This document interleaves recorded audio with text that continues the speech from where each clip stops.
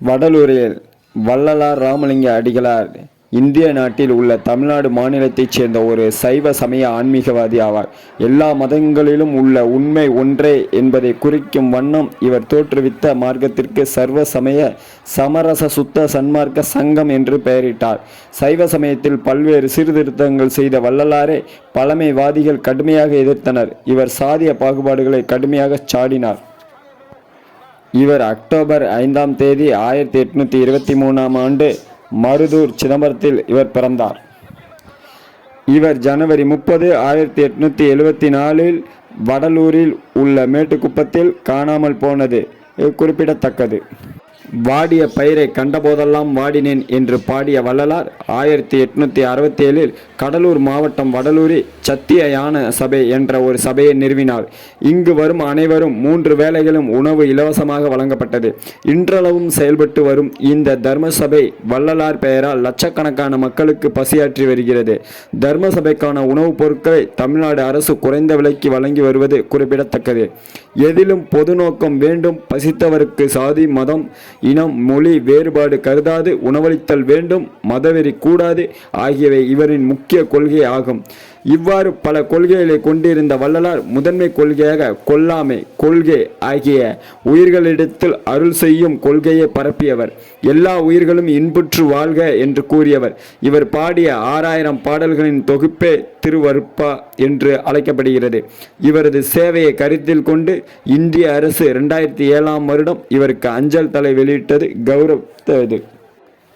ராமலிங்க அடிகளாரின் கொள்கையில் இறந்தவர்களை எரிக்கக்கூடாது, சமாதி வைத்தல் வேண்டும், எதிலும் பொது நோக்கம் வேண்டும், எந்த உயிரையும் கொல்லக்கூடாது, எல்லா உயிர்களும் நமக்கு உறவுகளை, அவற்றை துன்புறுத்தக்கூடாது, சிறு தெய்வ வழிபாடு கூடாது, அவற்றின் பெயரால் பலியிடுதலும் கூடாது, பசித்தவர்களுக்கு சாதி மதம் இனம் மொழி முதலிய வேறுபாடு கருதாது உணவளித்தல் வேண்டும், புலால் உணவு உண்ணக்கூடாது, கடவுள் ஒருவரே, அவர் அருட்பெருஞ்சோதி ஆண்டவர், சாதி மதம் இனம் மொழி முதலிய வேறுபாடு கூடாது, மதவெறி கூடாது.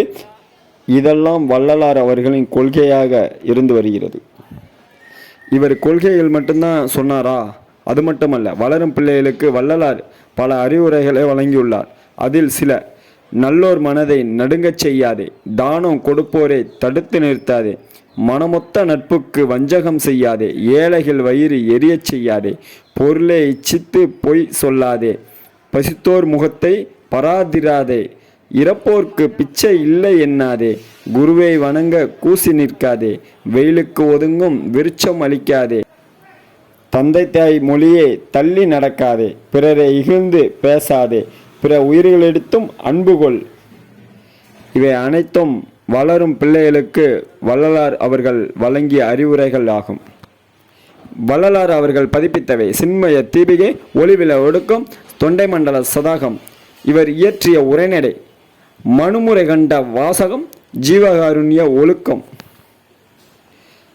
வள்ளலார் ராமலிங்க அடிகள் மே 23, 1867 அன்று வடலூர் மக்களிடமிருந்து 80 காணி நிலம் பெற்று தர்மசாலையை தொடங்கினார்.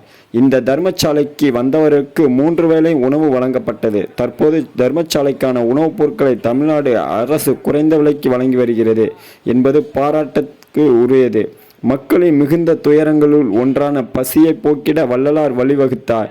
இன்றளவும் வள்ளலார் பெயரால் லட்சக்கணக்கான மக்களுக்கு பசியாற்றப்பட்டு வருகிறது. வடலூரில் தலைமையிடம் இருந்தாலும் உலகமெங்கும் அவரது கொள்கை பின்பற்றுபவர்கள் இன்னும் பசியாற்றி கொண்டிருக்கிறார்கள். வள்ளலார் ராமலிங்க அடிகளார் பன்முக ஆற்றலாக அருளாசிரியர், இதழாசிரியர், இறையன்பர், உரையாசிரியர், சமூக சீர்திருத்தவாதி, சித்த மருத்துவர், சிறந்த சொற்பொழிவாளர், ஞான சியார தீர்க்கதரிசி, நூலாசிரியர், பசிப்பினி போக்கிய அருளாளர், பசிப்பினியார், போதகாசிரியர், மொழி ஆய்வாளர், பண்பாளர் என்று பலவாறு இவரை போற்றப்பட்டு வருகிறார்கள். எல்லா மதங்களிலும் உள்ள உண்மை ஒன்றே என்பதை குறிக்கும் வண்ணம் இவர் தோற்றுவித்த மார்க்கத்திற்கு சர்வ சமய சமரச சுத்த சன்மார்க்கம் என்று பெயரிட்டார். உண்மையான ஞானி என்பதால் சாதிய பாகுபாடுகளை சாடினார். அதாவது உண்மையான ஆன்மீகத்துக்கு சாதி ஒரு பொருட்டல்ல, எந்த சாதியினராக இருந்தாலும் சன்மார்க்கி ஆகலாம் என்ற பொருளில் சாதி இல்லை என்று சொன்னார். இதை தவறாக புரிந்து கொண்ட உயர் சாதி மக்களின் எதிர்ப்பை சம்பாதித்தார். இருப்பினும் தொடர்ந்து தன் வழியே பயணப்பட்டார். தன் வாழ்வில் பெரும்பகுதியை சென்னையில் கழித்த இவர் நவீன சமுதாயங்களின் பிரச்சனைகளை உணர்ந்திருந்தார். அனைத்து சமய நல்லிணக்கத்திற்காக சன்மார்க்க சங்கத்தை நிறுவினார். அறிவு நெறி விளங்க சிதம்பரம் அருகே உள்ள வடலூரில் சத்திய ஞான சபையை அமைத்தார். இத்தகு உயரிய நோக்கங்களுக்காக தன் வாழ்நாளை அர்ப்பணித்து பணியாற்றினார். 1867ஆம் ஆண்டு மக்களின் பசித்துயர் போக்க சத்திய தர்மசாலையை நிறுவினார்.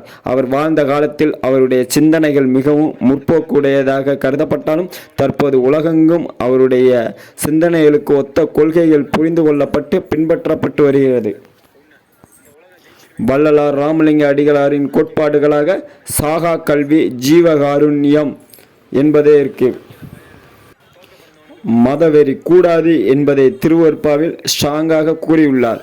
அதாவது எம்மத நிலையும் ராமலிங்க அடிகளாரான வள்ளலார் அவர்கள் மதவெறி கூடாது என்பதை திருவருட்பா மூலம் 6ஆம் திருமுறையில் எம்மத நிலையும் நின்னருள் நிலையில் இளங்குதல் அறிந்தனன் எல்லாம் சம்மதமாக்கிக் கொள்கின்றேன் அல்லால் தனித்து வேறு எண்ணியது உண்டோ செம்மல் உண்பாதம் அறிய நான் அறியேன் சிறிதும் இங்கு இனித்துயர் அற்றேன் இம்மதிக்கு அடியன் குறித்தவாறு உள்ளது இயற்றுவது உன் கடன். DTGS சேனல் ஐயப்ப பக்தர் சேனல் பிடிச்சிருந்தா லைக் பண்ணுங்க, ஷேர் பண்ணுங்க, கமெண்ட் பண்ணுங்க. தேங்க்யூ.